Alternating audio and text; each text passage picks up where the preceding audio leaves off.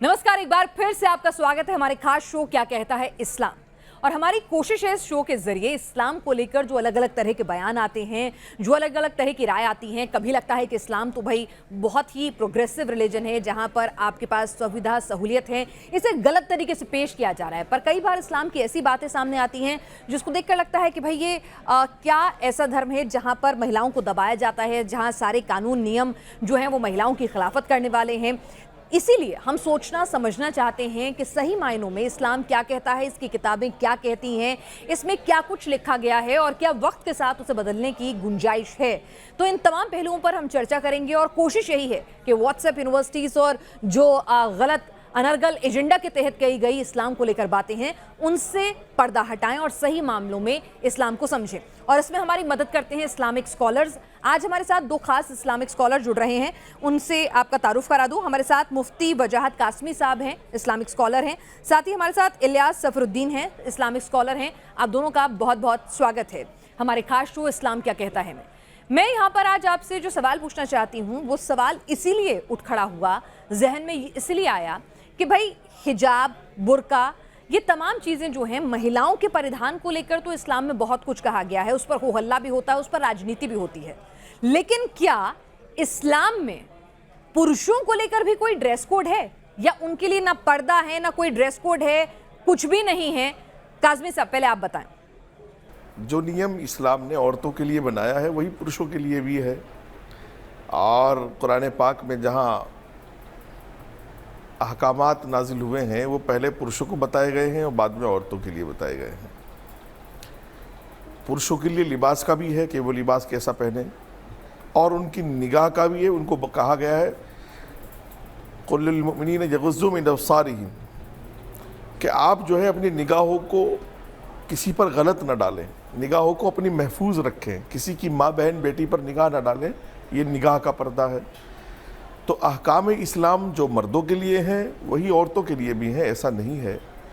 और औरतों के लिए या मर्दों के लिए इस्लाम में कोई अलग अलग अहकामात नहीं आए हैं, अलग अलग किताबें नहीं हैं। कुछ थोड़े मोटे मसाइल ऐसे हैं जो इनफिरादी हैं, बाकी तो इज्तिमाई तौर से सारे मसाइल, सारे अहकाम, सारे फ़ज़ाइल और सारी चीज़ें वो मर्दों और औरतों के लिए बराबर हैं। तो पुरुषों के लिए क्या ड्रेस कोड है? क्योंकि हम हल्ला करता हुआ देखते हैं महिलाओं के ड्रेस कोड पर। पुरुषों के लिए कभी कोई पुरुष जीन्स भी पहनता है, शर्ट भी पहनता है, टाइट टी शर्ट भी पहनता है, उसको लेकर तो सड़क पे कोई हल्ला नहीं होता है। लेकिन महिला हिजाब ना पहने तो बवाल मच जाता है। लेकिन पुरुष जो हैं वो जीन्स भी पहनते हैं, टाइट टी शर्ट भी पहनते हैं, नेकर भी पहनते हैं, सब कुछ पहनते हैं, शर्टलेस होकर सलमान खान गाना भी गा देते हैं, उसके लिए कोई ड्रेस कोड नहीं होता है। नहीं, ड्रेस कोड है इस्लाम में, पुरुषों के लिए भी है कि वो ऐसा लिबास पहने जिससे कि उनका सतर छुपा हुआ हो, वो खुले लिबास में नहीं रह सकते। और जो आपने बताया ये नंगापन इस्लाम में बिल्कुल नहीं है। पुरुषों के लिए भी ड्रेस कोड है कि वो थोड़ा हल्का सा ढीला लिबास हो। ये बात अलग है कि हम सारी चीज़ें महिलाओं पर ही ये बातें करते हैं और महिलाओं पर ही सारे टीवी डिबेट्स पर डिबेट होती हैं, सारे टीवी पर चैनल्स पर महिलाओं के लिए ही सारे मसाइल फतवे हैं। ये बात आपकी सही है। ये मानसिकता का रोग है, ये इस्लाम का रोग नहीं है। इलियास सफरुद्दीन जी, आपको क्या लगता है कि पुरुषों के लिए क्या इस्लाम में जो ड्रेस कोड है उसका पालन हो रहा है, या पुरुषों पर कोई बंदिश, कोई फतवा, कोई दिक्कत नहीं? आप कुरान सही हदीस को तर्जुमे से पढ़ेंगे तो पुरुषों के लिबास के कंडीशन ये है कि नावल से नी तक कैसा भी ढकना चाहिए। सुस्त लिबास जो जिस्म को दिखा दे वो नहीं पहनना चाहिए। बारीक लिबास नहीं पहनना चाहिए।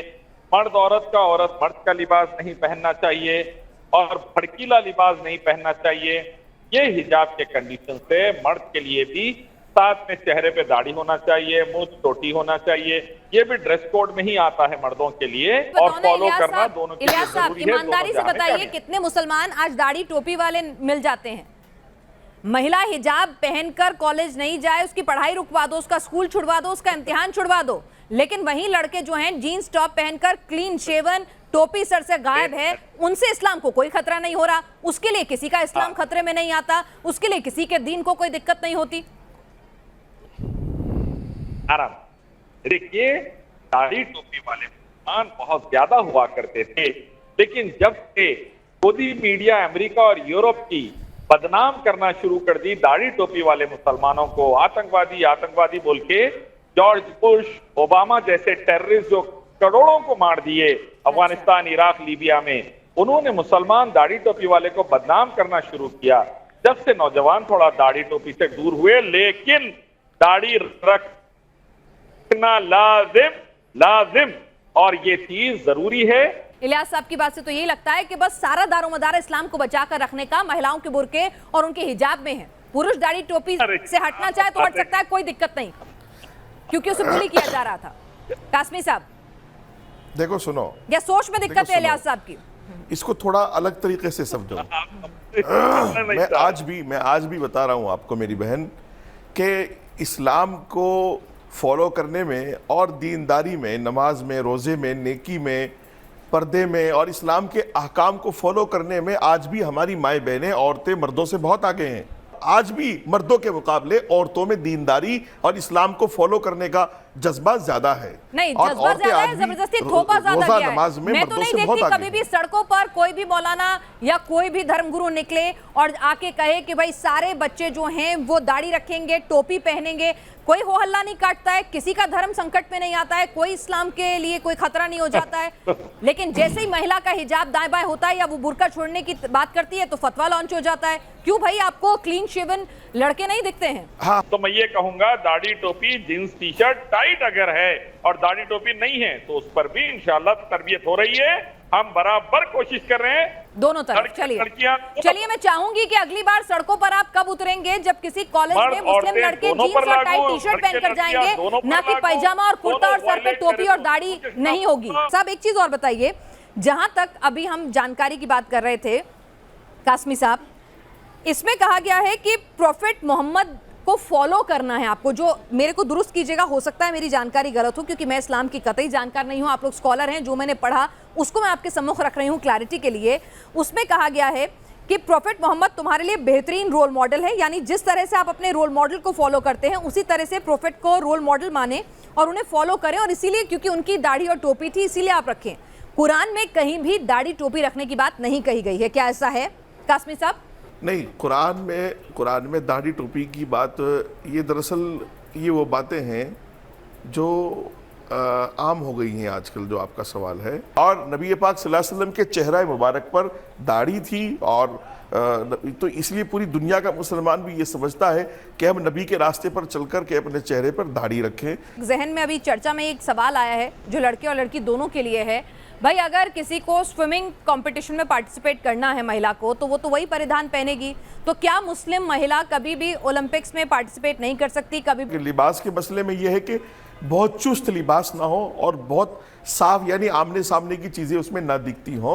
इसको आप बहुत महिला अगर स्विमिंग कंपटीशन में अगर बहुत अच्छी है कोई मुस्लिम महिला स्विमिंग में, तो वो ओलंपिक्स में हिस्सा इसलिए नहीं ले सकती है क्योंकि स्विम सूट पहनना इस्लाम के खिलाफ है। नहीं, क्या स्विमिंग के लिए कोई ऐसा ड्रेस कोड है कि जिसमें उसको नंगा रहना पड़ेगा? मेरे ख्याल तो नहीं है, मेरे ख्याल तो ऐसा ड्रेस कोड नहीं है। चुस्त कपड़ा तो पहनना पड़ेगा ना, उसमें चुस्त कपड़ा तो पहनना पड़ेगा सर, नहीं तो आप स्विम नहीं कर सकते हैं।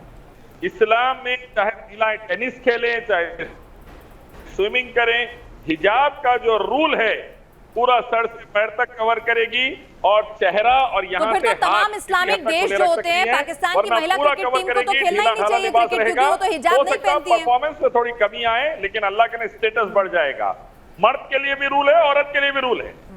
तो बांग्लादेश पाकिस्तान की अगर क्रिकेट टीम की महिला क्रिकेट टीम हो तो वो हिजाब अगर नहीं पहने तो इसका मतलब वो इस्लाम की मुखालफत कर रही है। जो भी अपना जिस्म दिखा रही है, हिजाब को सही मेंटेन नहीं कर रही है, उसके फिगर्स दिखकर आ रहे हैं, चाहे लड़का हो चाहे लड़की हो, ऐसे लिबास पहन रही है जिससे जिस्म का फिगर दिखकर आ रहा है और ढीला ढाला लिबास नहीं है, जिस्म पूरा कवर नहीं है, तो यकीनन वो इस्लाम की मुखालफत कर रहे हैं। स्पोर्ट्स में यानी आप आगे ना बढ़ें, आप खेल छोड़ दें, आप खेल छोड़ दें, आप प्रोफेशनल फील्ड छोड़ दें। बच्ची जो है बहुत अच्छा क्रिकेट खेलती है या बहुत अच्छा स्विम करती है तो उसे छोड़ देना चाहिए क्योंकि वो इस्लाम के खिलाफ होगा, भले ही वो सालों पीछे छूट जाए, कोई बात नहीं। क्योंकि अच्छे से हिजाब करके भी स्पिन कर सकती है, अच्छे से हिजाब करके भी फास्ट बॉलिंग डाल सकती है, अच्छा। अच्छे से हिजाब करके स्विमिंग कर सकती है। और मैं आपको कहना चाहूंगा कि जिस्म दिखाकर अगर कैरियर बनाना है तो ऐसा कैरियर नको मुसलमानों को। मेरी बड़ी बहन डॉक्टर है, MBBS, तरक्की करिए, आगे बढ़िए, एजुकेशन में, जॉब्स वगैरह में, लेकिन चलिए जिस्म ठीक है, तो बता के आपके ये नहीं। तमाम स्टैंडर्ड्स जो हैं महिलाओं के लिए ज्यादा सख्त तरीके से लागू होते हैं